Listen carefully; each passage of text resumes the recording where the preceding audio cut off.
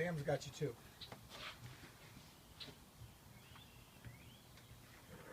Hello, thank you all for listening to the speech and interrupting your day. I'm going to be talking to you about books. If you can imagine not having books in your home, there are houses that don't have it. If you look around the house, in Mom's house, there's books out there, and there's also these books here that I brought from a little free library that's right by our neighborhood that I support. And that's what I'm going to be speaking to you about today. It's called the Little Free Library. I'll share the history of these books, where they're from, what they do, and why they're called a cultural phenomenon by USA Today.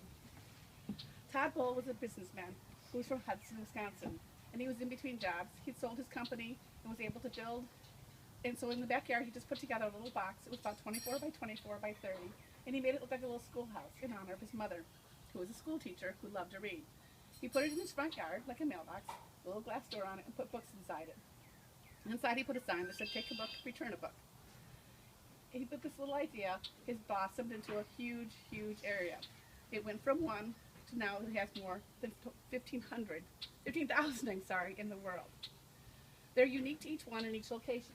And here we have some examples of different ones that we were able to find that are in the United States.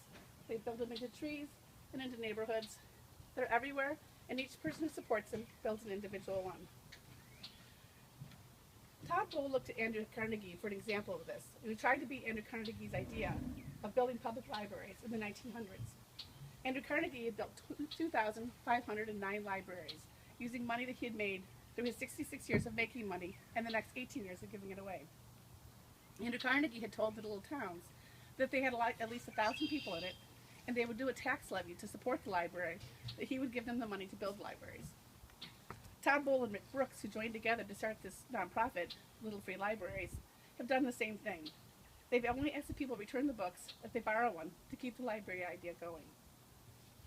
Once they had met Andrew Carnegie's idea of meeting this goal, which they did after 3 years, they decided they wanted to use the idea of think global, act local. What they'd like to be is a presence in the 11,000 little villages and towns across America that do not have access to free libraries. But as Kirch said, Little Free Libraries has partnered with Books to Africa, a St. Paul, Minneapolis-based nonprofit that has been soliciting donations of textbooks and library books to Africa since 1988. Little Free Libraries will design and build between 2,000 and 2,500 little libraries at the cost that is defrayed by donations. After the library structures are being built and shipped to Africa, they will be filled with books and maintained. They're supplied by Books for Africa.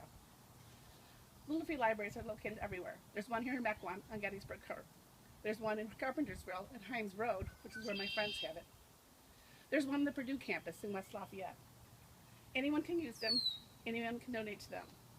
Alice Taylor, who was the Secretary of State for Libraries in Iowa at the turn of the century, who worked with Andrew Carnegie, had said, starting a library in a small way.